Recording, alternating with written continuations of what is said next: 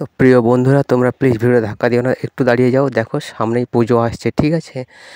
সামনেই রয়েছে বিশ্বকর্মা পুজো, তারপরে দুর্গা পুজো, লক্ষ্মী পুজো, কালী পুজো, সেই সঙ্গে রয়েছে আরও বিভিন্ন ধরনের পুজো রয়েছে। তো বাড়ির প্রয়োজনে এই সমস্ত সিংহাসন আমরা প্রত্যেকেই ব্যবহার করি ভগবানের মূর্তি রাখার জন্য।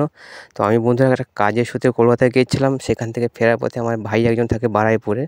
ওদের মালিকের বিশাল শোরুম, 5-6খানা বড় বড় স্টাইলের টালি মার্বেল পাথরের দোকান রয়েছে সোজা দক্ষিণেশ্বর, বারুইপুর, তারপরে আমাদের সুন্দরবনের কাকদ্বীপে রয়েছে বড় বড় ধরনের শোরুম, ঠিক আছে? তো আমি দেখে লোভ সামলাতে পারলাম না, এত সুন্দর সুন্দর কালেকশান যে ভগবানের মূর্তি রাখার জন্য সিংহাসনগুলো। তো কিনবো ভেবেছিলাম, তারপরে কী এমন মনে হলো না, আমার সোশ্যাল মিডিয়া বন্ধুরা যেটাতে বেশি ভোট দেবে সেটাই আমি কিনবো।